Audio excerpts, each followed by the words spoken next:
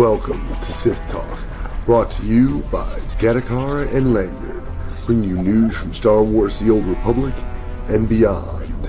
Join us now as we explore the universe and take down the Republic in a galaxy not so far away.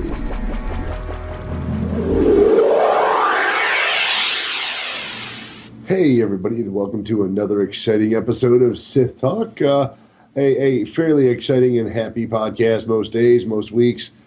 This week we actually have a new segment brought to us by one of our listeners, Joe Hagan, and of course a new episode of the Galactic Librarian, along with news and a few other items. As soon as Lanyard turns his mic back on, I'll be able to hear him. Oh, there we go. As he does his preemptive game party face. We got some new reviews, making some traction again on our Facebook page. And, of course, as always, got a few notes from our folks over on YouTube. I want to make sure that we start the episode off by thanking the great folks at Podomatic. Not Podomatic. Well, yeah. Audible. Podomatic Fuck too. me. Thank you. Yeah, we can thank Automatic. They've been holding the podcast down since February, and it hit or miss. We still end up getting a lot of listens through the many various sites that we have. Now, I want to start make sure we stop and take a moment for Audible. Audibletrial.com/Sith Talk gets you that free 30 days of Audible, and of course gets you a free book, and gives you the chance to explore your lazier side. With the advent of you accepting your membership for beyond the initial 30 days, you also, for $15 a month, you help support the podcast. And of course, you get yourself a free audiobook and save yourself the pain and aggravation of learning to read. Now, this week, my only Spotlight book is the remaining Spotlight book because I hadn't bought one since I bought Infected, and I've listened to Infected a dozen times. But the other one is The Impeachment of Abraham Lincoln by Stephen L. Carter. It's a alternative history type of deal where instead of Lincoln getting shot, his vice president gets shot at the theater by John Wilkes Booth, and basically get to see the downfall of what would have happened when everyone got pissed off at Lincoln. It's actually a really interesting book. It's a extraordinarily long book, but there's a lot of nice twists and turns in the book itself. That's not like Lincoln the Vampire Hunter or anything. No, I've stayed away from Lincoln the Vampire Hunter and Lincoln the Zombie Killer, which was the other one. So we're ready for that one. I saw that advertised on the movie theater, and I was like, "Are you fucking kidding me? This is a joke, right? This has got to be a joke." Well, Kevin was like, "This looks great." Well, the guys that I talked to, as far as the comic book, said that they really enjoyed that one, and that it was almost believable because the way they cut it into the actual story of Lincoln's life. So, if that is someone's like, that is more than happy to be supplied there at Audible. And if you guys do put the $15 up, you do throw a little bit into our coffers. I will take a minute to we tend to overstep our other sponsors, that being Green Geeks, the 100% or the 100% Green web hosting. They do for as little as $4.99 a month. You can have your own website up. They have almost 100% uptime, domain name for life, a lot of great benefits. Once again, give them a little bit of cash, and they throw a little bit back at us. We also have Wild Tangent Games, which is just for casual gaming, man. Patches, you're waiting for the patch to download, upload, waiting in queue, and you've got two screens. Go to Wild Tangent, play some games, have some fun. And then, of course, the video that we use, our video call service, which is Uvu. And trying to cut down. Oh, shit, forgot moving my camera. Damn it. But Earthquake in Arkansas. Oh, no, you're in Alabama. Never mind. But, we've Uvu, of course. With them, it's a completely free service. You have the option, if you'd like to purchase. But just registering, for the service, and being able to call up to 12 of your friends, video chat for absolutely no cost from them. With the registration, Uvu of course throws a little bit of scratch our way. All right, so beyond paying the bills, let's get into the a little bit of the meat and potatoes. We'll get into a little bit of housekeeping. We've gotten quite a few new likes on Facebook. Thank Some you. of our listeners or viewers / now guild members, which I'll cover in our week, have been up there and making sure they get our likes, posting new videos that in some cases me and Lanyard don't have time to go and look at. So it's a great place for you guys to share great Star Wars videos, Star Wars game related videos, or just interesting pictures, as I tend to do thanks to one of my friends. And you're still loving that R2D2 swimsuit, didn't you? Yeah, I've seen that swimsuit on a few pictures we can't post on Facebook, but I have seen it. I've got a lot of pictures that I would like to post on Facebook, but knowing that we probably have some people that are offended by skin, yeah. But we do private collection. As everyone knows, I really enjoy finding out that we have new reviews on iTunes, being that it is one of the larger dispensaries for RSS feeds. And we got one from Jason Owens. He said, thanks for your work. He said, I listen to your podcast each week. Thanks for your hard work and dedication to those who love this game. And of course, we are the people who love the game. So it makes sense that we continue to do the podcast. And you guys, show us a little bit of love by leaving your comments and your comments here, there, and everywhere, whether it's YouTube, Podomatic, iTunes, emails, Facebook, right. So, we're going to keep the show going. As long as we're playing, we're going with that. And God forbid we ever decide to stop playing, we will, either roll into another MMO, which I highly doubt at this point, or, maybe we'll just shoot the shit. We are working on that as being a supplementary podcast, though we have yet to discover a name for it. So maybe you guys can send us an email and suggest a name for the two of us shooting the shit. And no, shit talk is not acceptable. We've already talked about that one. It's a future project anyway. So indeed. So get your names in now. Maybe you'll be lucky enough to be rewarded with that. But we are up to 79 likes, Woo-hoo! 79 likes on Facebook.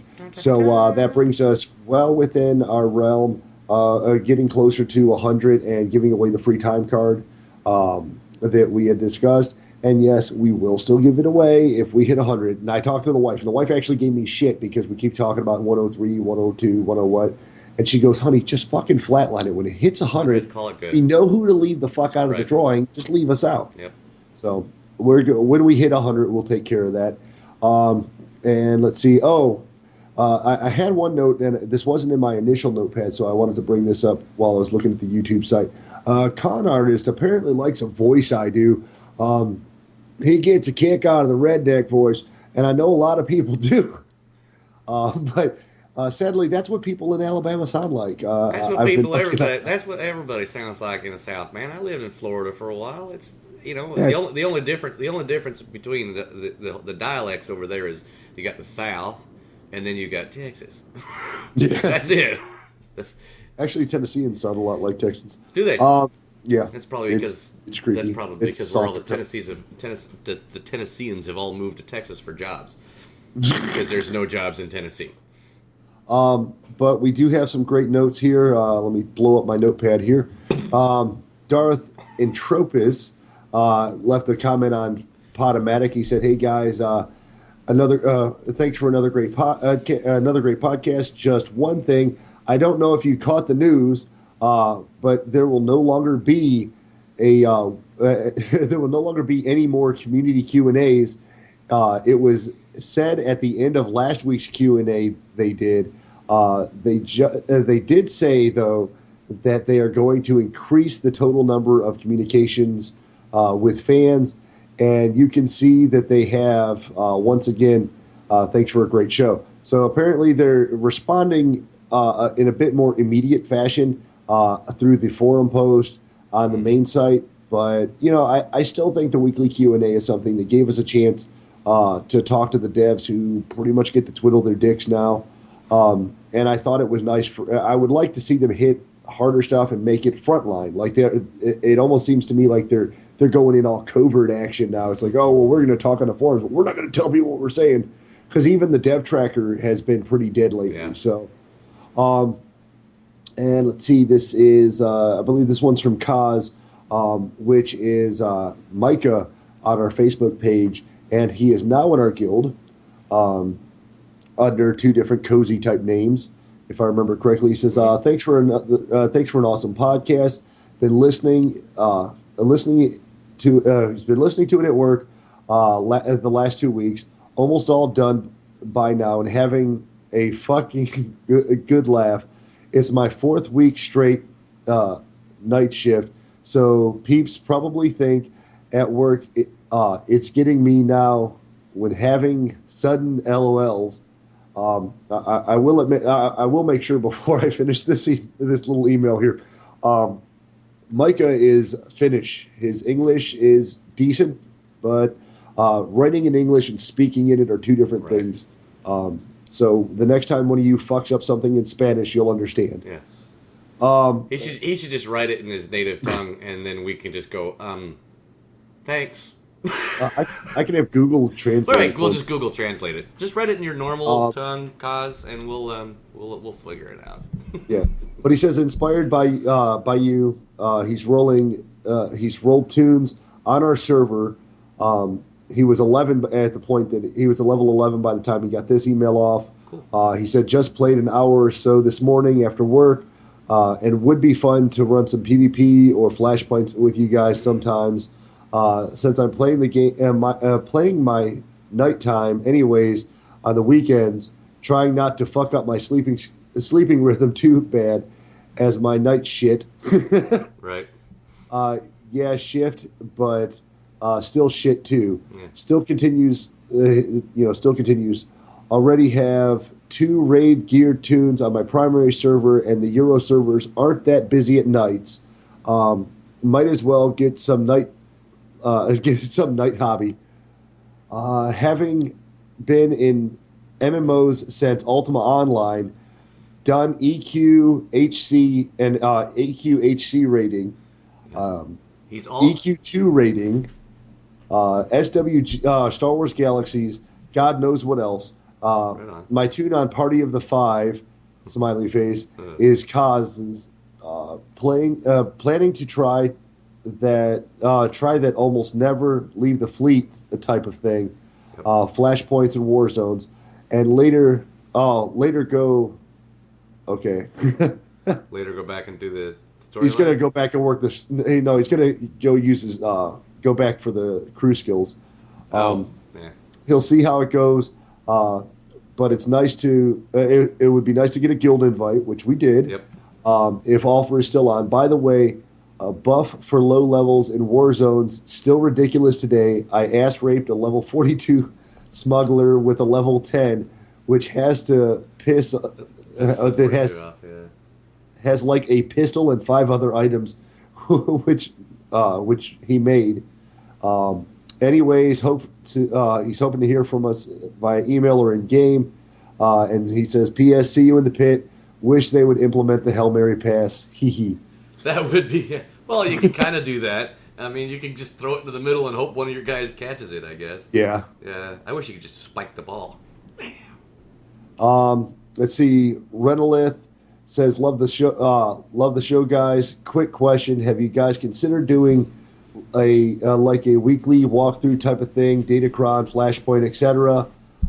Most of the vids I found are just streams with no voice. Yeah. With the server mergers and the new FTP free-to-play incoming, noticed tons of people jumping into Flashpoints, and a ton of them, including me now, again, have no clue what's going on with a podcast. Can just be explanation of the bosses, if nothing else. Just thought. Otherwise, keep up the great show." Let me. I'm gonna answer that one because I answered it in the YouTube as well. But I think that's something we certainly could do. As far as probably not part of as the show, but like something like on the side that would be linked through the Sith Talk website, like because what what that entails is going through and recording a whole video, then going back through editing out all the wipes or whatever, and then going back through and doing an over talk voiceover explaining the fights. So that's kind of a little more editing in detail. Unless we do a thing where we're both online video and going through the group, but you can't really stop and say, okay, this is what you do here, this is what's going to happen, because you're in the middle of the fight. So that is something that I would like to do in relation to the show, but not as the show. So that's something that would be great. And the other thing I got to remind the viewers, and they probably also know, we are not experts. So, we fuck up shit all the time. We call shit the wrong name. We can't remember stuff. We're in the wrong planet. But it is a great idea. It's a great idea. I think it's a great idea, and I told him, look, keep your eyes open. We might do something like that. Well, I was thinking about it. Like, if I can get if I get my video card replaced soon, mm-hmm. I'll probably end up doing maybe datacrons. You just running from planet to planet. Because I don't actually have to experience them. I just have to go and find them. Sorry, the Wookiee's stretching. I'm waiting to see if she gets really loud. Okay, we're good. But, I know where most of the datacrons are on the Sith side. You know where most of them are on the other side. Mm-hmm. So I think the big thing is doing the datacrons and being able to do the having someone there to help you get some of the ones that require 2 and 3 people to get done. Yeah.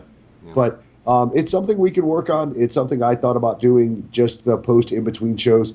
Obviously, we do have more announcery type voices now as we're getting comfortable with our shows. So, Renelith, you are duly noted, and we will do what we can. Once I get my video card replaced again, I will be happy to jump in and start trying to do some of those.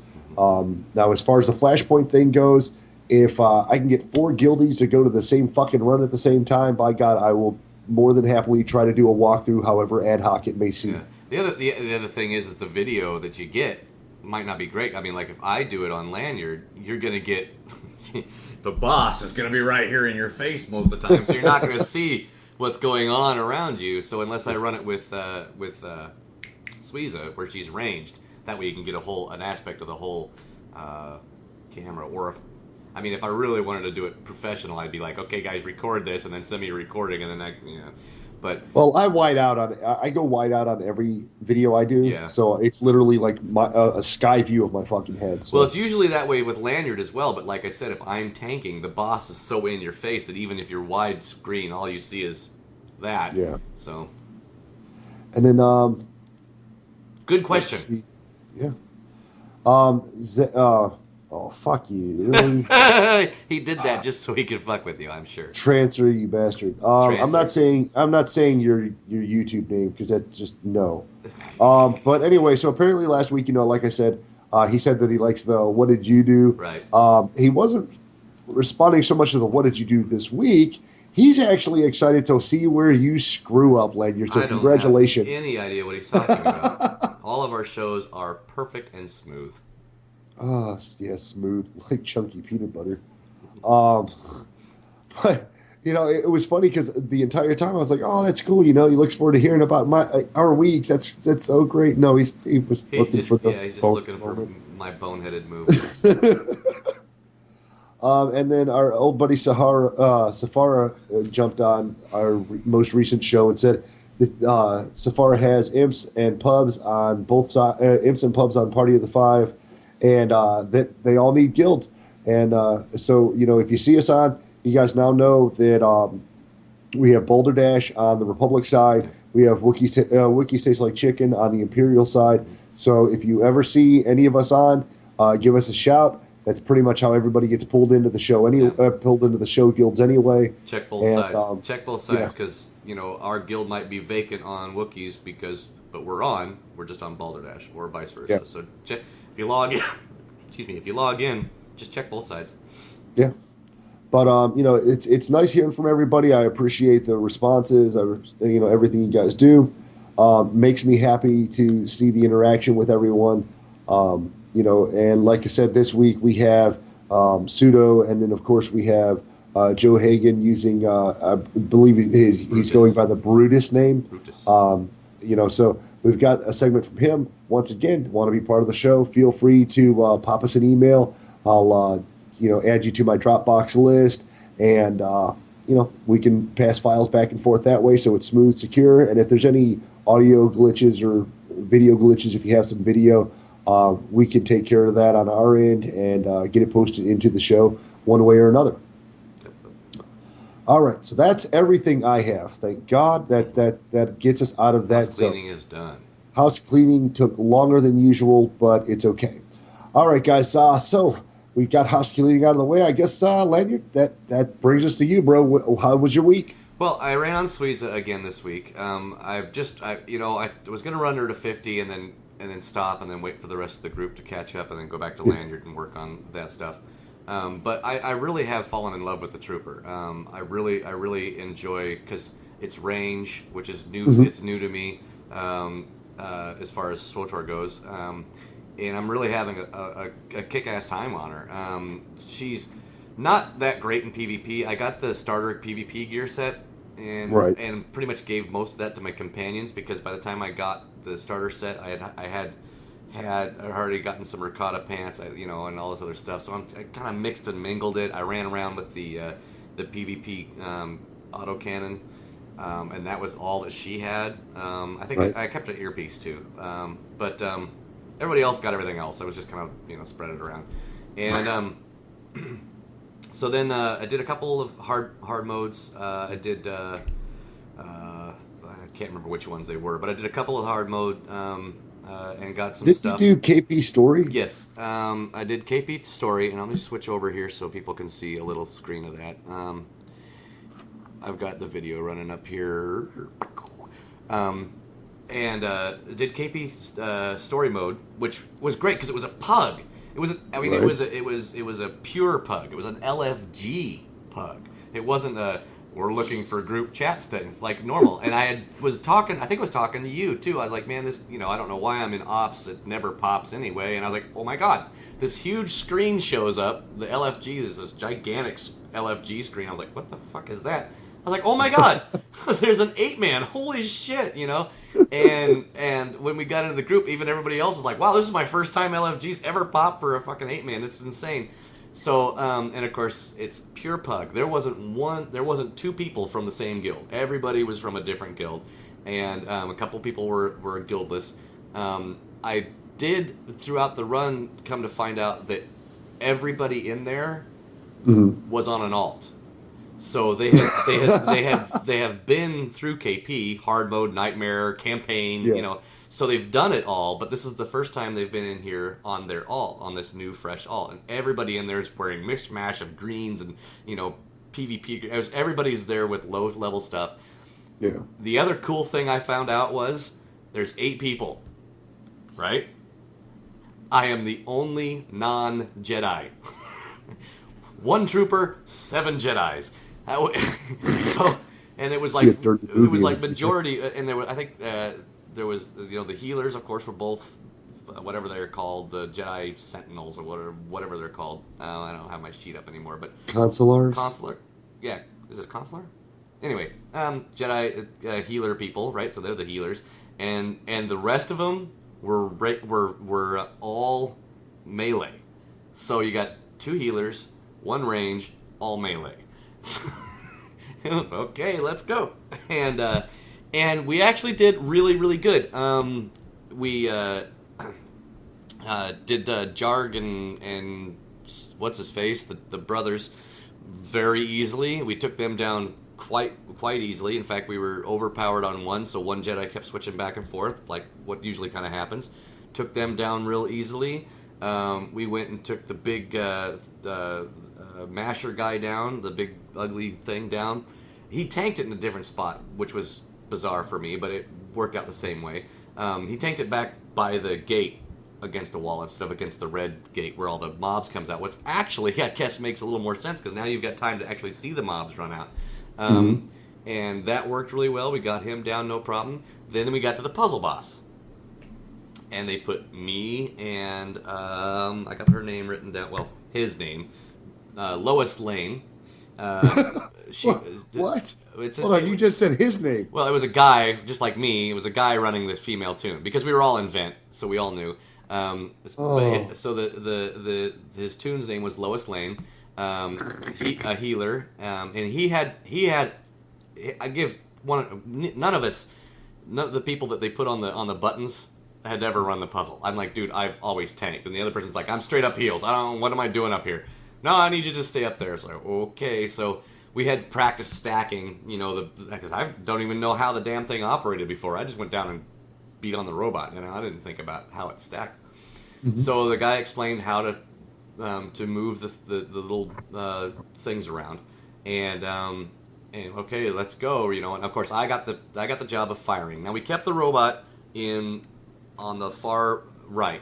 So we only kept him under the one, so all we had to do was move the one stack, move it back, fire, move it back, fire. Simple, right? Move it back, fire. Move it back, fire. Easy. We fucked it all up. I'm sending him the wrong number at the wrong time. He's like, no, move it back. And then, of course, we forgot to move 3 at all. I was like, okay, why isn't this firing? I can't fire. So we shot him like twice with the flames, but yet we still got him down to like 20% somehow. Just by the fight was taking forever, but then he enraged and wiped us all, right? So, okay, cool. So we came back and we practiced again. I was like, oh, that's what we forgot to do. And we practiced and we practiced and we practiced. And and then we got him down the second time. And, the cool thing about Suiza, though, is she's got that knockback, right? And it cools down just in time for all those droids, those sensory droids to show up, and they all drop right on top of you, right? And as soon as they drop, I just go, and they bounce. And what I noticed was, since I never moved, I just kept my button there, and I'd click when I was, click, okay, firing, and 3, 2, 1, fire. And they would drop, and I would boom, and it would never move. And they always dropped in the same spot, and I never moved, so when I knocked them back, they always landed in the same spot. And there was a perfect grouping of robots here, and a perfect grouping of robots here, and so there was a clear path to run. They weren't like just spread all over and away. They were perfectly grouped. And I got to give Lois props too, because not only was he having to run back and forth between the far two buttons and get and click, but he also was running down to the edge of the ledge and throwing in backup heals too. So the guy was fucking spot on. I mean, it was great. And then we had the accident where people, okay, don't run into that, run into the room, pulled everybody. We didn't wipe on it. It was just terrifying at first. And then we wiped once on KP, twice on KP, and then got him down the third time, no problem. Needless to say, since I was the only trooper, I took everything that had aim on it. Whether it was medic stuff or not, I was like, fuck it, I'm taking it. It's like, you guys need it, right? So, which was great, because I was able to give Alara some gear. And I got bracers, boots, a helmet, and a main hand out of that run. Of course, it's all just not Tinys. What's the next one? Kalumi. It's all Kalumi, but still, it was better than what I had for the most part. And it was great. It was a lot of fun, and I want to give props to the people that we ran. So we had a Adakia, which was a tank, Squirrel, which was a great name. Was Moose there? No, Moose was not here, but Squirrel was. Kadar, Thupaloo, Vale, Sinistera, Lois Lane, and myself. And it was a great group, complete pugs. We had a blast doing it. It took us about 2 hours with the wipes and one disconnection. Felt like fucking 3 hours. I know, it did take You forever. jumped over to their vent, and I saw you were still on. I'm like, okay, is he AFK? Did he fucking log out? No. Get back in vent, like you it took cock. forever, but yeah, it was a lot of fun. We had a good time. So so that's it. I ran a little bit on Suiza. I got her to 26, I think, 26 or 27, and of course haven't left fleet yet, and doing some flashpoints and whatnot. And that's it. That's all I did. other than moved. So I've got Yeah. I've got an empty room now. Nothing's in the room except for a couple things, and that's it. No bed. I guess you're sleeping on the fucking couch tonight. The bed's down here, so the bed's down. That's where the bed's at. It's just on the floor. I'm totally scumming it, but I've got my really nice bed is up in Spokane, that's next week when we'll need to have a fill in. So yeah. All right. So what did you do? What did I do? I caught my fucking computer on fire. That's what I fucking did. That's what you get for overclocking everything. EVGA doesn't need to know that. Yeah. So, I tell everybody I build my own computers and I run my own gaming rigs. From time to time, I save a little cash to go one direction on my products, and I amp them up a little bit. Processor up. The guy overclocks his LED lights. I mean, he just wants more power. That's not He's true. the Tim Allen of freaking computer builders. But I have a 1,000-watt power supply, and I was looking at different ways to get my GPU to work a little bit better. And its factory is like 822 core clock or some retardedness like that, and I jacked that up to 9. And then I had a couple of GPU failures that sunk it into the toilet. So what I actually did was up the amperage a little bit, and it was running great for 3 days. I was running nonstop. And then me and Lanyard are in the event the other day, and I'm just trying to play on my characters. I don't even remember who I was playing on at that point, because that pretty much fucked my whole week up at that point when it happened. And I'm sitting there and I saw a quick spark, and I'm like, oh fuck, what was that? And I thought it was me nothing. I swapped out power supplies, plugged it back in, saw another spark, went, oh, fuck, it's my motherboard. Tore everything apart, and ended up putting everything back together, cleaned it up, thought everything was fine, put a lower power supply into the computer, and plugged it in, hit the power button, and my GPU caught fire. It was actually amazing because I took it out, and there were 2 blown capacitors on it. And I mean, it wasn't a minor explosion. It was literally they'd almost popped off the mounting wires. It was fantastic. Small nuclear explosions. Nearly, yes. But I was able to get a hold of EVGA and get that taken care of. So they've approved my RMA, assuming they don't hear my podcast. You fucking dick. You just mentioned it too, bastard. So don't worry about it. Yeah, I just hope they pay attention to the pseudonym and not the last half of my pseudonym. Anyway, so. That did definitely throw a big fucking right hook into my otherwise awesome week. I have an onboard GPU. Mm-hmm. I know we've talked before about how we've got friends and we got family and we got fans who want to play the game, but they can't because their system's not up to snuff. Right. And I was pissed because the wife's playing. I swapped my old fan over to my nephew's GPU so that his fan wasn't wobbly anymore. Oh, so his GPU's quiet. I put the fan that was missing the fin on the GPU that I burnt out, and told them about that when I went and submitted the RMA. So the wife and the nephew were running fine. Of course, the nephew's playing Guild Wars. The wife apparently decided to watch Hulu and Netflix and fucking read a book this week, which pissed me off because it completely cock-blocked me on leveling Milani because she wants me to level her with her character. I noticed she wasn't on like all week. Yeah, tell me about it. But she found a great book that she spent my money on. But I ended up getting my onboard graphics card or graphics processor updated and ran the game. Mm-hmm. I went to SWOTOR's website and it said that if you're running Windows and you're running an onboard GPU, you have to have a GPU above X, and then you have to have shit fall off of my computer. You have to have at least 2 gigs of RAM to run the game. Now in my computer I have 16 gigs. So I've got the 2 gigs that Windows requires, and I've got the 2 gigs the game requires, and then I've got 12 gigs sitting around. So I'm able to run everything. Well, of course, I've heard so many people talk about not being able to run it on low-end rigs. Now, with me being almost stock, at this point, I figured, fuck, give it a shot. What could be the worst that happens? I get the game loaded up, Well, I actually had a couple of issues. Mm-hmm. One, I had to reset my resolution because ATX, or excuse me, AMD and ATI, one of their standard resolutions is 750 refresh rate. Right. That completely doesn't work on a standard monitor. No. So I had to use one of my old 17 inches and adjust the hertz. And yes, I know this is the boring part, but anyway, Just go down to I ended up 60, getting right? everything fixed out. Yeah, I put it back down to 60 and got everything to where it needed to be so it would run on my computer again. And what I actually did is I loaded it in. I was like, well, I don't know how well it's going to work on flashpoints. I don't know how well it's going to work on running ops. I don't know how well it's going to do for war zones. So fuck it, I'll level a tune.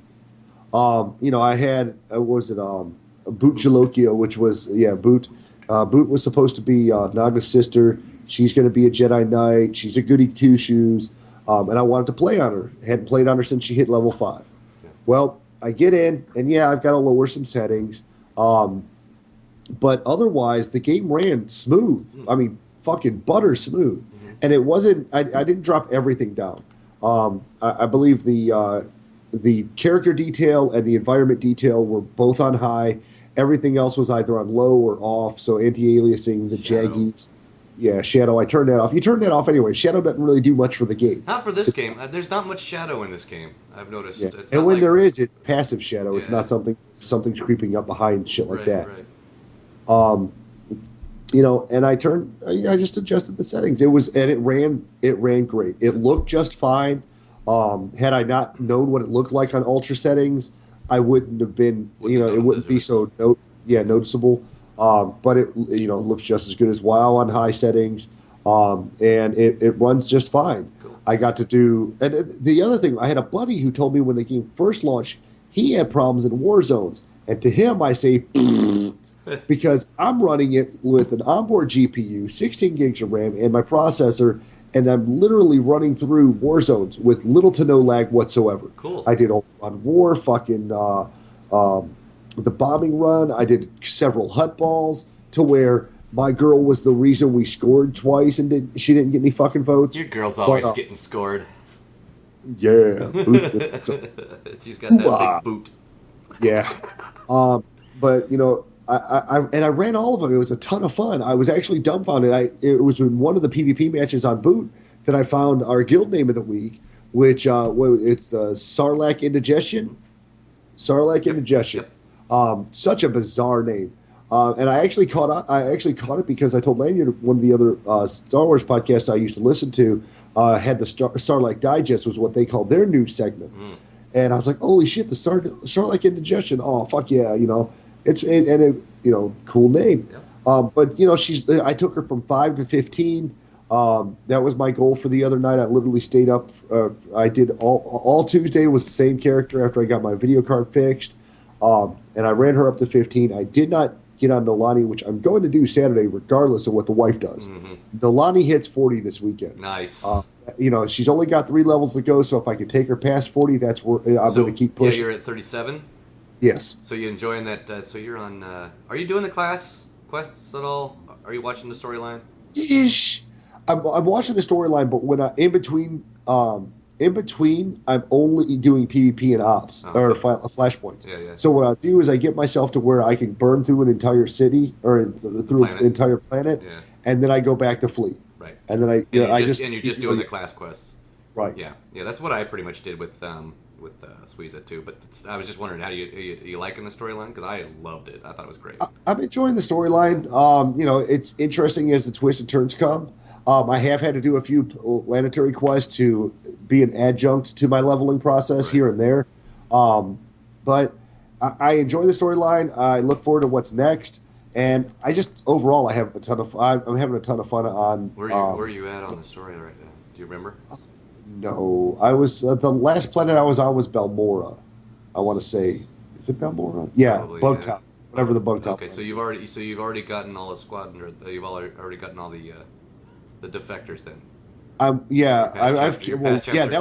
killed that. I'm in chapter 2. You're in chapter 2. Okay. I have to, because I already killed everyone that had defected from the old team. Mm-hmm. Now I'm tracking down. I think it's the bomb that I'm tracking down now. Yeah. Or the ultimate weapon. That's the best. That's the best part of the storyline. That's the best part of the storyline. As I fucked up for you in the book. But Speaking of the, well, we'll speak of the book later. but and to be able to run on a character, and granted, like I said, I was in the starter zone and I only took her to 15, but I did a ton of war zones in between. And Nolani's got all of her 40 PvP gear sitting in the bank waiting. She's got a level 39 tanking weapon that I was able to make a crafted purple for her. And then I've got the level 48 blaster rifle, like basically equivalent, similar to what I made for you when you were on your 50. So she's really itching to get those new weapons into her hands. So with or without the wife's help, she's going to start leveling soon. Cool. And guys, if you do have a low end system, at least be cognizant enough to up your RAM to help with the processing. If you don't have a secondary GPU, and because that was my life's blood. I was ready to fucking flip out. The only thing I do for relaxation right now is Star Wars, and to not be able to play it was pissing me off. I spent an entire night ripping apart my computer, taking it down to literally the bare case, and rebuilding it twice, just to find out what was wrong, and then to spend all the time. Oh, it's a fucking pain in the ass. If anybody who's just finding us in the World of Star Wars podcast. If you sign up on our Facebook page, there were a ton of rants from me about how pissed off I was. Fucking GPU blew up. Got to kiss the ass of the guys at EVGA, And luckily, EVGA, I literally called the guy and told him, I said, listen, it blew 2 caps. And I said, it caught fire in my case. And the guy goes, well, we can't have that. Yeah, go ahead and, upload, make sure you have everything in line, and we'll go ahead and he goes under the submission thing. Put blown caps. We'll know what you're talking about. And I was like, well, you better fucking know because I know what I'm talking about. You're tech support, dick. But all I have to do is mail the card in. They'll mail me another one back as soon as they receive my card. So fucking tits across the board. Once it happens, I'll give a proper review of EVGA's customer support and RMA. But I hadn't registered the card. Like they say you're supposed to register the card in 30 days. Yeah. And I did not. I literally registered it 15 minutes before I called the guy.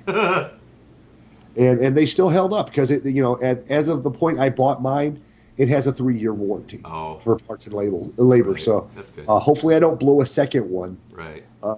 Maybe I'll just buy a second card and I won't have to worry about blowing my second one up. I've always used NVIDIA and I've never had problems with it. So well, it is an NVIDIA card, but it's EVGA's the producer. Oh, okay. I was not I wasn't. It's okay. There's tons of video card producers, and of course, as the YouTubers will see, and I never realize how fat I look until I look into the screen. But it's worse on the screen because on here. Oh, dude, you're fucking kidding me. I'm like chopping the goddamn putt. In order to fit the wide screen, I had to stretch it. So, but yes, fancy shirt there. I look like a fucking blanket then. The fat man's wearing his own Sith Talk shirt, which I received in the mail this week, which definitely gave me a little bright side. Because it literally showed up, I think, the day after my video card blew up. Nice. And I came home and I was in the mail. It's like, yay! I've got a Sith Talk baby doll I'm sending for you to give to Sudo. What? Well, it's a little tiny string shirt, a little tiny string shirt.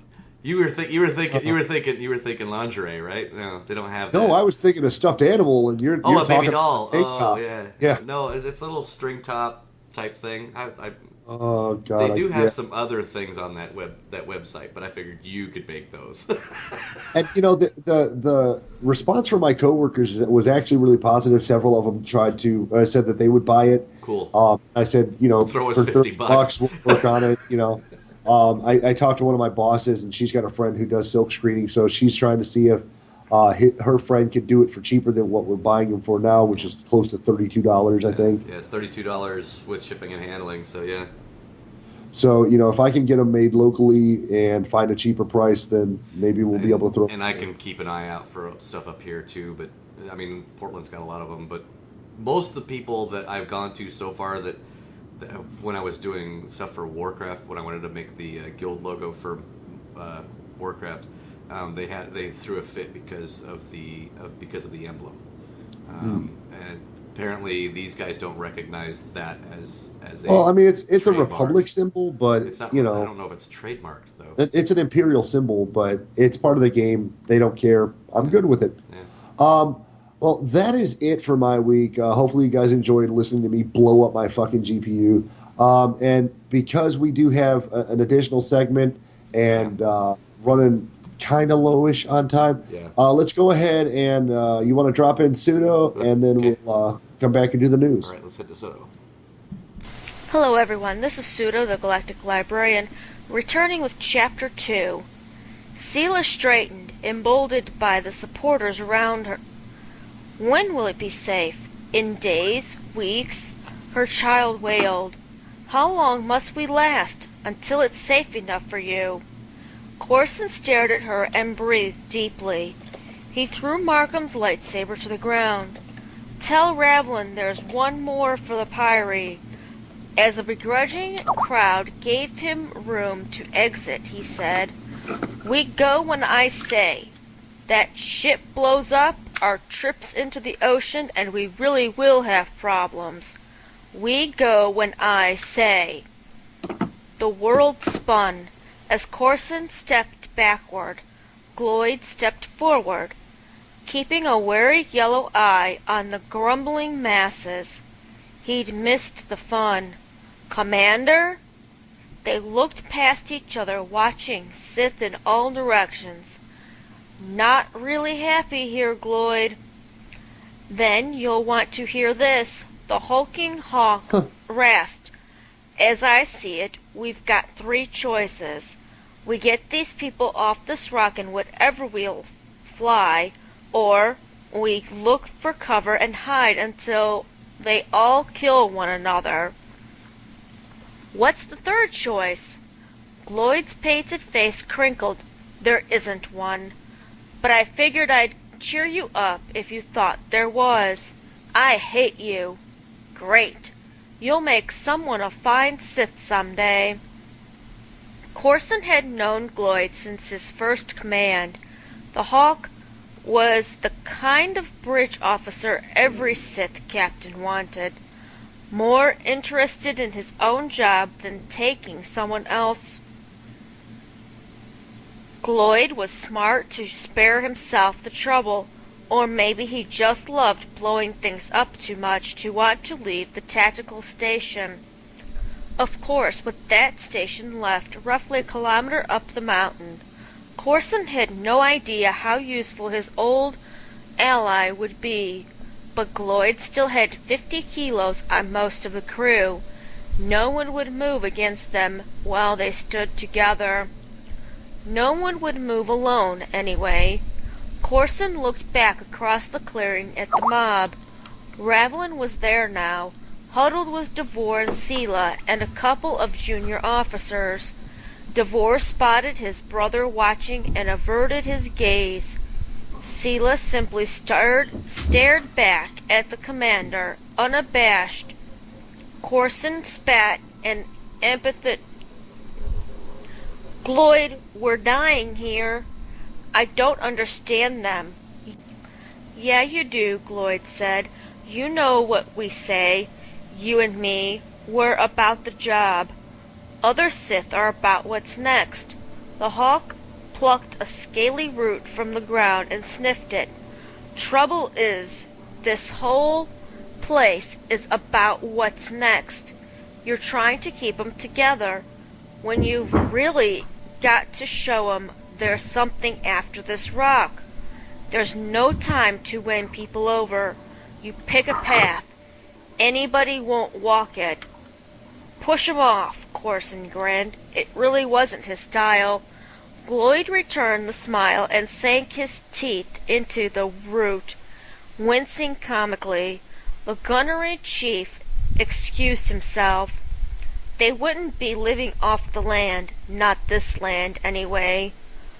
Looking back at the teeming crowd, Corson found his eyes drifting up toward the dwindling tendril of smoke drifting from the heights above.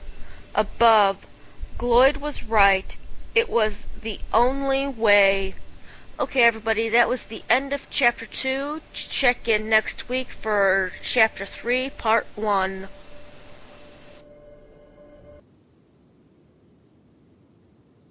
All right, that's another episode of the Galactic Library with the wife, and always interesting to hear what my wife gets to read each week. And at this point, I guess we'll go ahead and stroll on into the news. Here's your Galactic News. Look what you missed while you were sleeping. All right, so the news was somewhat scant at best. We did have patch notes, of course, this week. The patch notes this week, of course, let's see. Under General, they said after player uses reset local phases option, they now must wait 30 minutes to use it again to increase from the prior wait of 2 minutes. Presumably that being to reduce the amount of quick farming and social gathering that people were doing on Black Talon regular mode. At least that's what I can presume it is. Under companion characters, many of Zalek's personal conversations can now be had in cantinas as intended. So apparently there was a bug with that. I don't know. I didn't really talk to the guy much outside of my ship. That's under flashpoints, it's because you couldn't talk to him in the cantina. Apparently. Under flashpoints and operations, it says using combat revive abilities now consistently returns the revived player to combat if an encounter is still active. So instead of being in a boss fight like we've seen before, where someone will res, walk away, get their health back, and then run in, they res and they get the health that started up. So a little bit more of a task for a healer, but still not that big a deal. Non-boss enemies can no longer occasionally respawn after an operation group has been defeated and re-enters the operation. So trash mobs won't be respawning, which can definitely kill a little bit of raid time, depending on how long you've been fighting in that raid to begin with. So that's definitely good. Group Finder, pre-made groups of 4 that queue for Group Finder now correctly receive their daily mission credit. So you guys can go back to pre-grouping and then jumping into the LFG. The Travel Now dialogue no longer fires more frequently than intended. So apparently that was popping up entirely too often. Now, one thing I will say under the Group Finder, which I was kind of hoping they would fix or will fix soon, is an issue that Lanyard and my wife have both run into. They run on DPS characters that have an option for healing, and they are consistently and in some cases not in PvP, but what the wife said she saw it the most when she went into a PvP match and then used LFG to find a group for a run, which is the fact that your character basically ends up getting re-queued as a healer when you're not. It sets it to default. Yeah, and so I've had problems just interacting with anything that has to do with PvP. So I'll be sitting there and I'm like, well, I'm gonna go check out the PvP gear. So I open the PvP gear window and check around, that it pops and it says, "Oh, you're a healer." No, what the fuck? I don't understand why that has to default. Once you click on it, just leave it alone. If I want to set as a healer, then I'll go back and check as a healer. But I've got 2 piss-ass little heals because I don't have anything in the heal tree. And in fact, on my Sork, I was getting so pissed because it kept setting me at heals that I almost said, fuck it, I'll just make a healer so that way it'll run me as DPS. Well, that's what the wife did on her consular, is she just went healing because she got tired of being miscued anyway. Which is funny because I'm a tank, and sometimes when that glitches on me, I get queued as DPS. So imagine how much fun Nolani has when I have to change her plasma cell so that I'm doing fire damage as opposed to pulling aggro with my ion. Under items and economy, several Imperial head slot items that were not displayed correctly on female with the body type 3 have been corrected. Several head slot items now have text that correctly displays in Arabesh. That's the funky language, the Star Wars language. Yeah, whatever. In other words, if there was some script written on their helmet, it would actually. Oh no! So it would say it right now. Yeah. Quit putting fucking shit on my head. For those nerds that know how to read that shit. Shut up, Lanyard. You're the only one of us that does. Don't get me wrong. I'm picking it up little by little, but many hoods that previously stretched or clipped have been corrected. Players can no longer modify an item while they are looting the contents of a reverse engineered item. That sounds like an interesting bug. Once again, never ran into it. Missions and NPCs on Balmora, trash to treasure, multiple OT-15 prototypes no longer spawn at once. Good. On Quesh, the Quesh Showdown, Master Baron Farrell can no longer be knocked into the acid pits, which means you have to kill him as opposed to knocking him off. Class missions, Jedi Knight, Anarchy, Colonel Hareth no longer respawns after being defeated. It's always nice. I haven't gotten to that one, but I see how that could be a problem. Doomsday, the map for the missions are no longer reverts to being unexplored as the player leaves an area. That can be helpful. For the Consular Pilgrims, Master Yuan Par no longer disappears after speaking with the players. For the Imperial Agent, Darth Zorid arrives. The conversation with Darth Zorid no longer triggers again automatically if the player uses escape to cancel the dialogue. Master Stratagem, the conversation with the Keeper no longer triggers once again if you escape out of it. For the Troopers, climbing the ladder, Jonas now correctly responds to player choices. And I noticed that. It's like I didn't say it that way, but okay. Let's see, under the Bounty Hunter. Wow, there's a fucked up name. Jorai bin Haran. Wow. The conversation with Torian can no longer be repeated. I guess that's good. Target-rich environment. Redivis now correctly draws his shotgun. I don't know what he was drawing before. Probably just an empty hand like they have in a lot of NPCs. This is my gun. In PvP, corrected an issue that prevented players from receiving the correct rewards when a Warzone match was completed very quickly. So obviously there was a bug that would keep you from getting your rewards if your team was too good for the other team. Warzone information is once again displayed in the Warzone interface. So apparently it had disappeared for a little bit. And under my favorite zone, miscellaneous bug fixes. Female Sith Purebloods 4th jewelry option now displays correctly in game. Sorry, I had to check something real quick. Okay.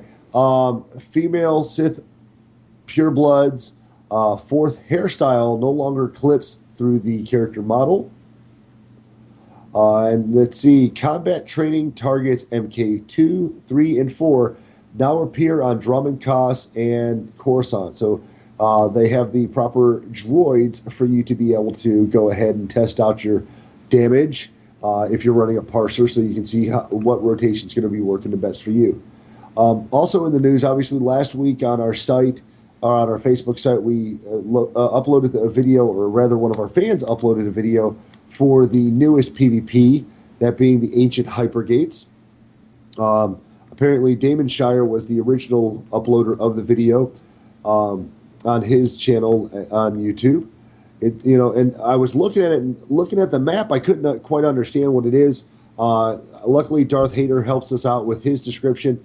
And their article says, so at Gamescom, we got confirmation that Ancient Hypergates has a 2-point exploding capture map. Those of you who have played Warhammer Online, Age of Reckoning, which I am not, will recognize the map. Kayan's Embrace, one of the initially low-level scenarios, which this was this type. So basically, the quick explanation of it is there's 2 cannons on either side. The idea is to trigger the cannons and basically stay the fuck out of the blast zone, which is completely different from anything I've played so far. Basically, instead of battling for a point, once the guns are triggered, you stay by the center and attempt to stay out of the blast radius of the cannons, which I find intriguing. So it's cap it, but then get the fuck away from it. It's basically start firing up the engines and get away as fast as you can. So at that point, it literally becomes a fight for your life. Low level, being able to use knockbacks, or a low level, say, pyrotech, or a low level tank with a pull ability or a grapple would, basically stand at the edge and try to yank somebody into the explosion to kill them while sacrificing his own life, which would be, an interesting technique. The video wasn't great as far as the quality, because basically it was a video capture of another screen that was actually at Gamescom. So yeah, I figured there would be somebody that was taking it on their phone. That's how they got a lot of the stuff when Cataclysm was coming out during the BlizzCon. That's how a lot of people got that, was that somebody would play it and then over the shoulder their buddy was taking video and then it would upload it. Mm-hmm. And this one, it looks like they just took a picture of the display. It's about 3.5 minutes. It looks like an intriguing run. Like I said, I haven't seen it. I haven't been able to play a map similar or a battle similar to it. And it's not on the test server. Yeah, because the test servers aren't fucking up. But, the idea of it looks good. I want to be able to get some hands-on time before I give it a full-on. But the guys over at DarthHater.com threw up a couple of polls, one of which being, are you excited for the Hypergates? And they had 82% said, hell yeah, we want to see it come. They did have some adjunct questions, of course, that being, free-to-play and ranked war zones.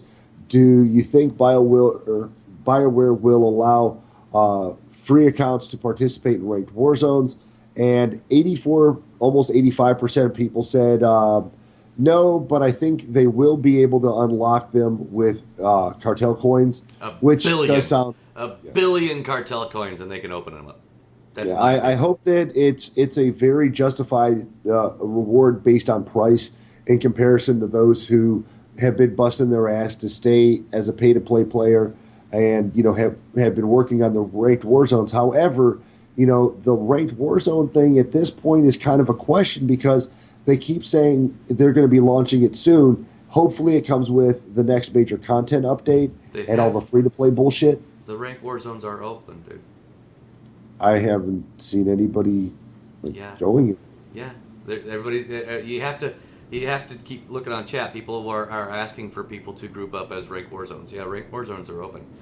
Well, I'd seen the ability to get into ranked war zones as a group, but because there's no stat tracking on it, or none that I've seen online, there's no way to. Nothing online, yeah. They don't actually have I haven't seen a full season. Yeah. Like, they haven't announced the season opening. Right. But I've seen preseason. Right. I thought you meant it wasn't open at all. No, it's open now. As far as like an actual they haven't started an actual season. Yeah, an actual season. Right. I don't think they've done that. Not that it matters, because I think it's screwed up anyway, because they rank you, and then when you get into a group, they average the rank of the group, but you aren't always in the same group unless you look for the same guy every time. It's not a team. Well, with the way they fixed the war zones, the warzone queuing, with your group being persistent, you can stay in that group once you're out of it and keep going. I don't know, man. The idea of ranked war zones to me is okay. I would rather see something like a team type of ranked war zones like we had in WoW, where it's a team rank, not just an individual rank. The individual rank, I understand. I don't necessarily agree, but as they put it, where we're at. The other question that they asked on the Darth Hater site was, do you think BioWare should allow free accounts to participate in ranked war zones? A whopping 10% said yes, because those are probably the 10% that are going to go free to play. But 62% said that, they no, but I think they should allow them to be unlocked with cartel coins.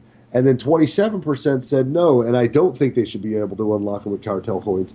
When it's something that's considered an actual competition base, I would rather them not be able to get into it. Period. The idea that they can get into regular war zones should be, warrant enough. For the $15 a month, I think that dedicated people should be allowed to go into ranked war zones and be able to play against people that are going to be there, that they'll see frequently. Right. Not some jackass. And I know we said before that cartel coins, whatever, free to play we're kind of throwing our hands up. We'll wait to see how it's implemented as to whether or not we truly disagree or agree with it. But my biggest argument for the ranked war zones is, when you have a ranked war zone, you want to be able to see the same people day in and day out. You want to be able to get in there and really battle it out. And I think with a free-to-play idea, what they'll literally end up doing, and I think it'll end up being twofold, okay? Twofold. Because one, I think you'll have to pay to unlock the ability to use war zones more often first. I think that should be like maybe 15 to $20 worth of cartel coins. And then to get into ranked war zones, I think it should be another 25. So I think $45 out of your pocket, that should be bare minimum. Should be enough disincentive to do it that way to just get a damn subscription. Right. And I think that's, if ranked war zones is all you're going to do, man, that's all I fucking do on half of my characters. So, or, not ranked, but war zones in general. Yeah. Right. We've talked about it before. You and I, our biggest thing for leveling, yes, we do our class quests, but predominantly we sit on fleet and then out-level our class quests so we can go and enjoy the storyline and blaze through them. So flashpoints and war zones, those are our bread and butter. We sit on fleet, we shoot the shit with people, we advertise the podcast. So if all you're going to do is war zones, then it behooves you just to pay the $15 fucking dollars. If it eliminates the issue of you not having enough war zones you can do in a week, or if your rank's not high enough, blah blah blah blah blah blah blah. I think that if you're going to play ranked, you should pay for the game. Fucking just do it. Just fucking pay it. It's not going to kill you. Nope. Anyway, moving on. Yeah, so oddly enough, man, that's all the fucking news. I couldn't scrounge up an extra article. Well, they do. Okay, I'll just throw a couple of things out. Sure. I think today's Monday now, but so it's over. But this weekend, Thursday through Sunday, they had Star Wars Celebration down in Orlando, Celebration 6, and that was that's something that I really wish I would have known about because I probably would have been there this weekend. Yeah. Apparently, Star Wars advertising big events is odd everywhere. It's not everywhere. I mean, you would have to be. I mean, people. Well, no, I'm saying like when we have a celebration in the game or we have an event in the game, there's literally next to no advertising until it's there. Right. And then, So and then apparently, I guess if we were super Star Wars junkies, we would know. We would know if we had every Star Wars Facebook, every Star Wars site. We're all just and we are getting that way, but slow. But anyway, that went on this weekend, and I was listening to it on the XM, and they had some really great forum type stuff that I really makes me wish I would go. So I'm gonna keep an eye out for that for 7 for next year. Also, what else was there? There was something else. Well, anyways, it had mentioned that the Seth Green has got the Star Wars Detours adult. Adultish, yeah. Adult, in the style of Family Guy adult. They've got the Star Wars Detours, which looks fucking hilarious, and so that's coming up. And of course, there was some other things that I can't remember. I'll write them down next time. But those were some things that were also in the news. So yeah. Well, we do have a few other random BSs to go on, but don't want to give any slight to Bru'tis. Right. So we'll go ahead and let you guys take a listen to Bru'tis, and he's working, and you'll hear it in the intro for his show, but he's working on a title. I had initially given him Joe Hagan, the loremonger. In his audio, you'll hear him associate that by Mongrel, but he's looking for names. So feel free to send us a name suggestion for his segment at sithtalk.com, or leave a fucking post on any one of our given sites, and we'll be happy to pass the information along to him. This is his first. This is his first one, and I just got it. I don't be a dick. Yeah, I just got it today. Oh, by the way, here's this. So I apologize that there's nothing fancy on the video. So I threw something together before this, and maybe we'll work on it if the segment works out. So here is Bru'tis. Hello, this is Bru'tis, your lore expert. I wanted to go with my in-game name in case anybody was looking for my tune on the Corellian Run server at any point. But also, if anyone has any ideas as to a title I could use besides lore expert, because it seems kind of simple, let me know. Dad came up with Lore Mongrel. I'm not sure if that's pronounced right, but if anyone has any ideas, put it in the comments or let him know, and then he'll let me know. Today we're going to talk about the rat ghouls. Now, in 2003, they first came out when it came to Knights of the Old Republic. They were the new species. They were that time they were dubbed the zombies of the Star Wars universe, but since then they've gotten downgraded because of other zombies, like the zombies in Red Harvest, who are the badass zombies. So they've been, in my opinion, they're the kittens zombies, so to say, because they're not really zombies, they're just creatures or whatever. But anyway, with these guys, how they started out was about 3,000 years before the events of SWTOR, a Sith Lord named Karnus Mor. He wasn't a Sith Lord at the time, I should say. He was more a Dark Jedi.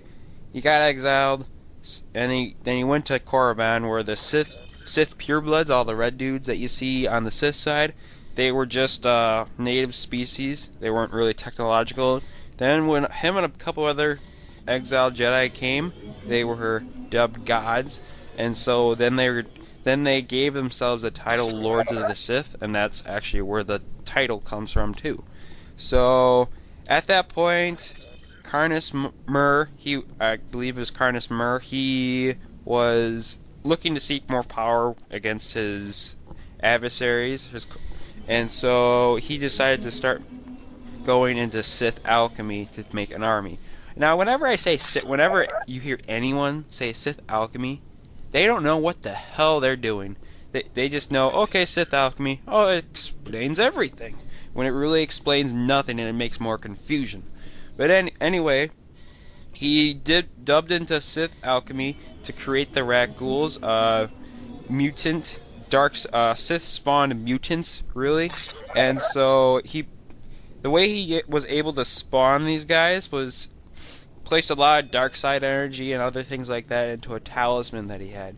And so when he tapped into his dark side powers into that talisman, anyone who was not force sensitive, and there were certain alien species, so most likely humans, they were then turned into rat ghouls. Now he wanted to use this army of rat ghouls to take over the Sith and all the rest of the galaxy. So what the problem was that there was no way to spread it, so he had to re-engineer it more so that the rat ghoul plague that was dubbed could now spread by itself. So at a point he started gaining the power to start taking over the galaxy, the planet of Korriban, where one of his adversaries basically killed him.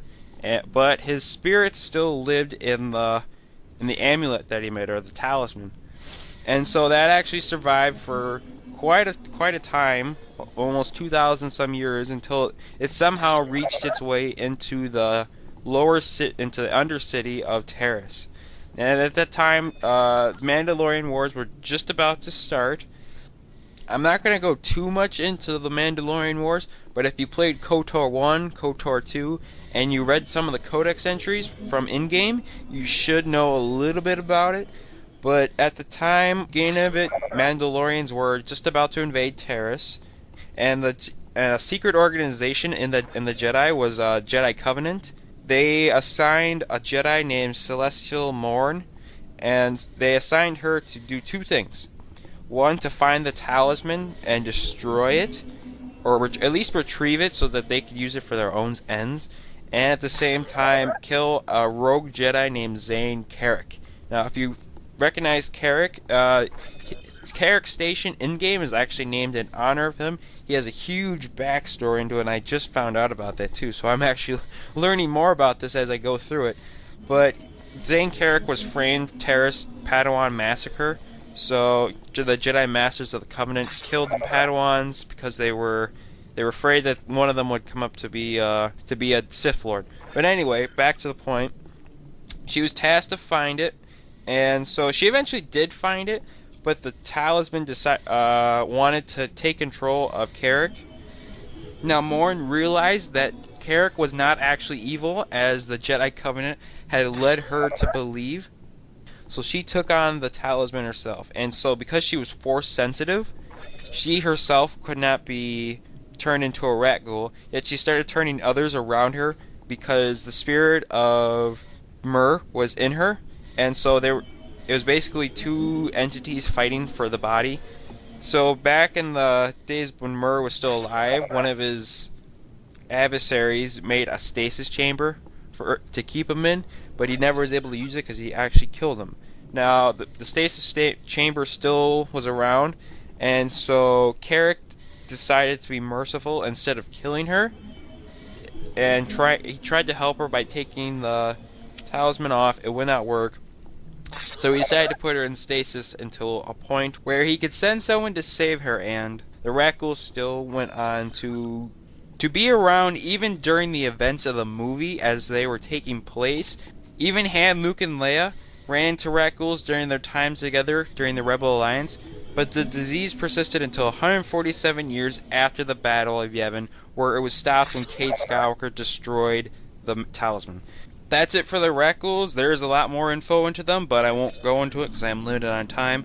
But if you want to know any more events during the game, before the game, after the game, let me know in the comments on the YouTube channel, or just let Dat know and then he'll let me know.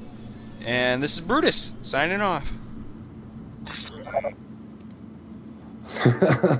All right. Obviously, a great first run for Bru'tis there, doing the lore segment. And, because when I talked to him... It's Cade Skywalker. Cade Skywalker? But, obviously a great first run for Bru'tis there, supplied for us by Joe. And, the first recording is always the hardest. The sad thing for me is the first recording wasn't the hardest.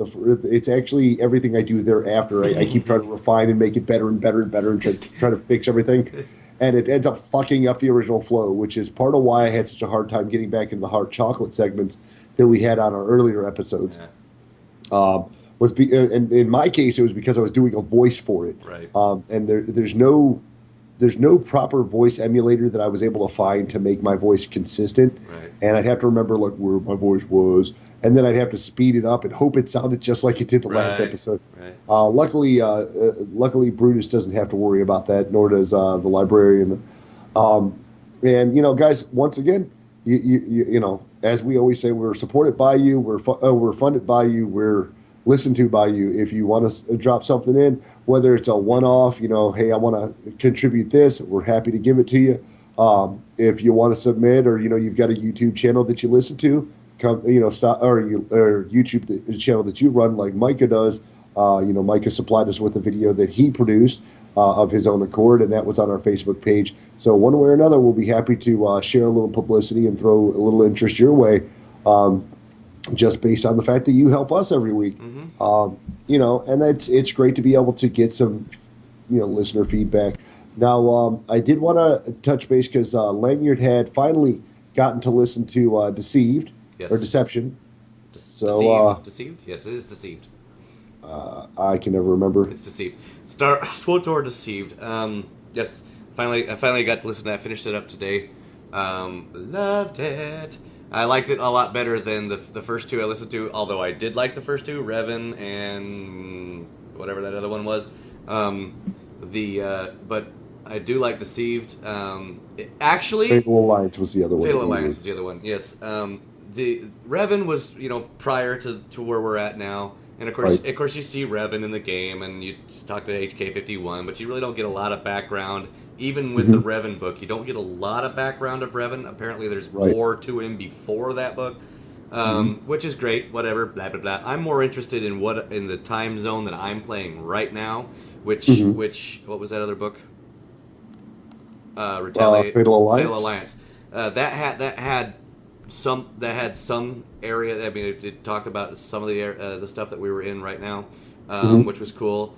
But what I liked about Deceived is that it's just prior to the game. I mean, right before the game, and I think that is great because it's talking about everything that you see in the game. In fact, what was so funny was I finished up the book. I guess it wasn't today. It was today.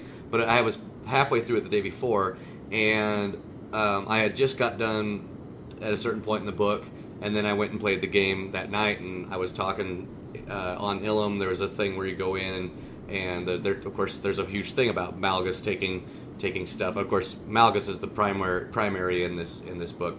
So about Malgus taking other ships and stuff. So it's a lot of stuff on Ilum about Malgus. Well. Spoilers? Well, sort of. Well, not really, but Okay. Spoiler as far as the game goes. But most people have gone through Ilum. So there's a part in Ilum where my my General Garza is in there, and she says we know how determined, how crazy Malgus is. Remember the Jedi Temple, and that's all she said. So it's not really that much of a spoiler, but I was like, oh, that just happened in the book. I know exactly what she's talking about. So that was really cool that that stuff correlates. So I mean, if you're into if you're liking Star Wars, you're into the lore. Obviously, Bru'tis is doing a good job on giving us some background on some of the stuff. But get these books. Go to audibletrials.com/Sith Talk. Get yourself a free month on us. Get yourself a free book. And listen to these SWTOR books. They are really, really cool. I mean, the main guy in this book, he's Havoc Squad. Former Havoc Squad. I'm like, I know that. It's really cool. Everything they talked about in this one was so much closer to the time that we're in now that everything was so related. I mean, because the Jedi Temple on Coruscant, and I was sitting there trying to think, Jedi Temple on Coruscant, Jordan. And I was like, oh, okay, now I know where, because as soon as they said, you got to go through the works to get to it, I was like, oh, okay, now I know why it looks the way it does. So that was really neat. So it's really cool. So now you can go back there and go, I'm standing in the exact same spot in the book. It's really kind of cool. So I really did enjoy it. And so now I'm trying to find, because I want to know what happens after. Because they went off to do whatever. Fillers. I know what the two main characters in there, the ex Havoc Squad and the Jedi, they went off to do their thing. So what goes on after that? What happens after? Now that Malgus is, well, we know what Malgus is doing, because if you play the game, he's like trying to take over the Empire, and so now you know why. It's very good book, very good book. Well, speaking of books and my inability to remember shit correctly, last week I said that the book that was suggested to us about the Rakghoul outbreak and the zombie-esque type of play, apparently last week I said Red Reaper, which is a flashpoint in the fucking game. Yes. And the book is Red Harvest, which I completely fucked up. Someone was nice enough to correct me, and thank you for fixing that issue in my lapse in memory. But, all around, I found myself more wanting to specifically stay around the time span, like you said, of the game that we're in right now, and learn more about the lore. More than I did with World of Warcraft. And World of Warcraft had rich lore. They just had kind of iffy storytelling. Like, if there was a cutscene, it was normally about a new instance or something that was about to happen in the world. You mean in-game? Yeah, in-game. And with this, you are a part of the lore in essence. You're hitting all the big figures from almost all of the books that we get to listen to based on the game. You're seeing some relevance, if you're a KOTOR player, of things that happened prior to this.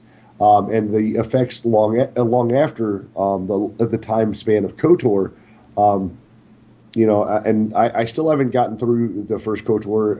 KOTOR 2 just went up on Steam, so I may actually invest in that.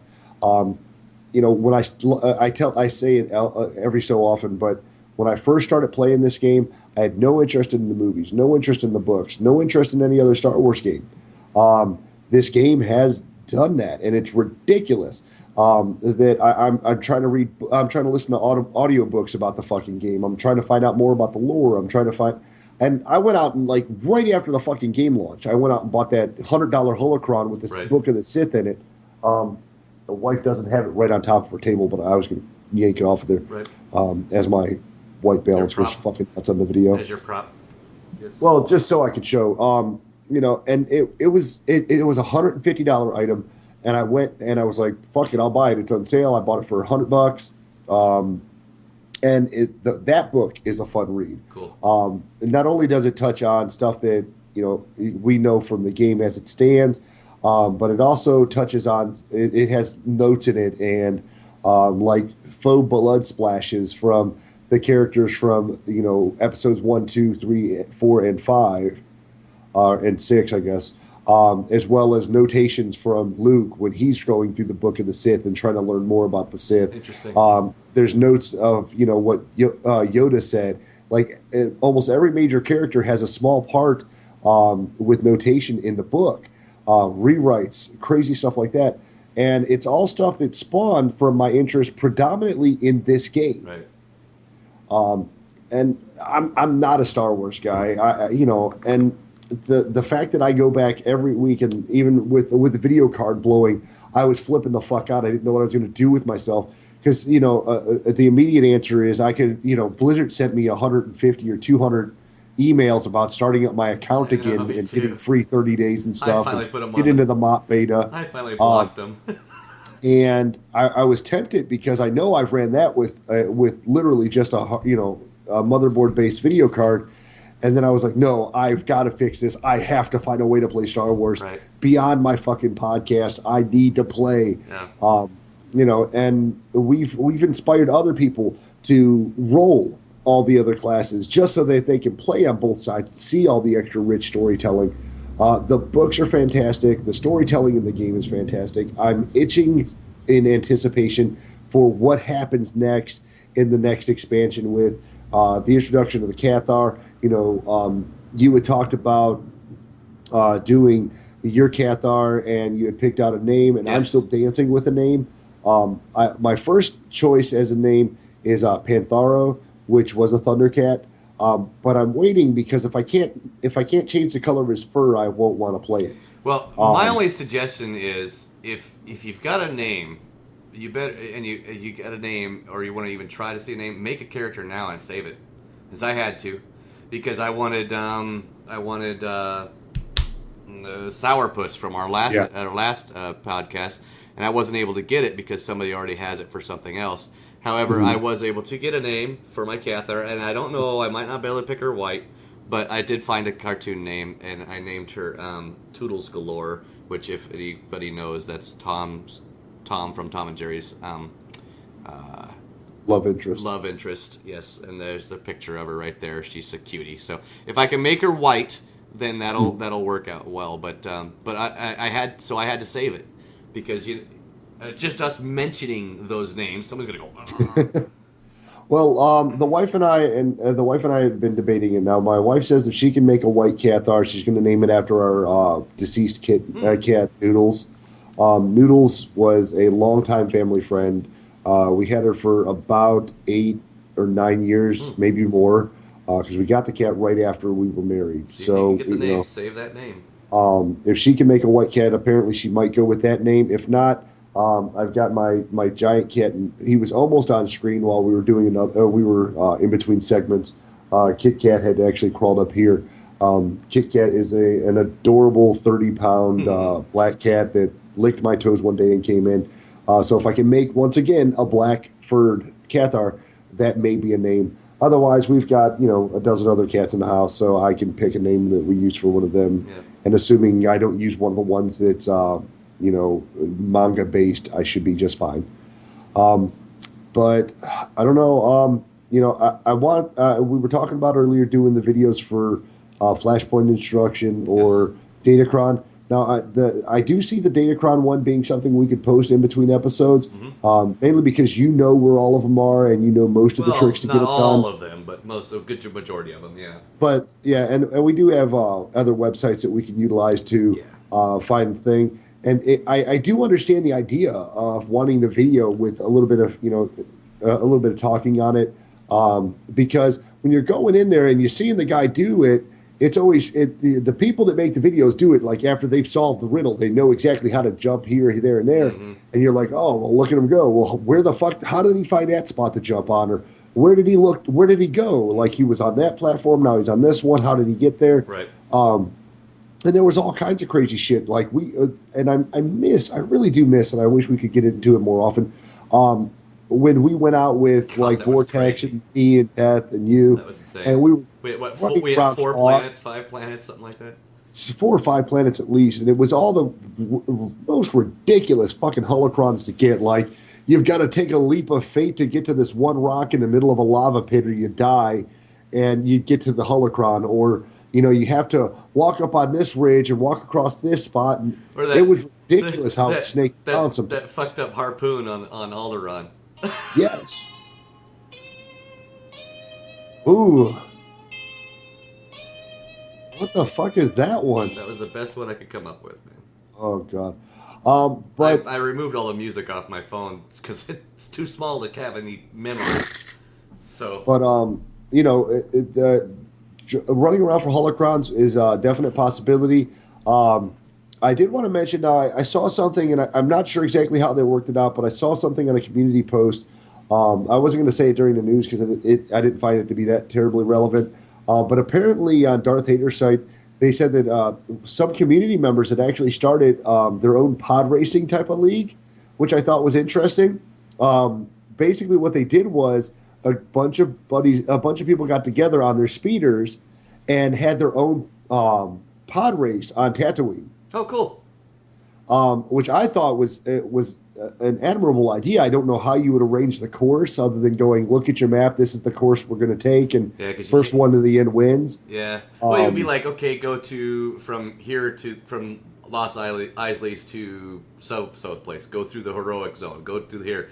Because you'd have to put hazards in there. You can't have a pod race without having some sand people shooting at you. But that was really interesting. It's something that I thought would be kind of cool. Other websites or other podcasts have ideas like get a character to level 5 and then make the trek here, or make the trek there. And being that there's a lot of space, we can't just run across a map and that's the whole fucking world for us. We have to be able to get on our ships and go from spot to spot. That seems a little inconceivable. But the idea to say, hey, if you're level X, come and meet us on this planet. We'll do this on a day. Mm-hmm. If I could find enough support behind that, I think that would be something we could arrange cool. As a guild or as a community. I still want to get a big screenshot of all the Black Talon gear people. Well, if you can rival enough, I just haven't had enough. I get on the fleet and I just don't think about it.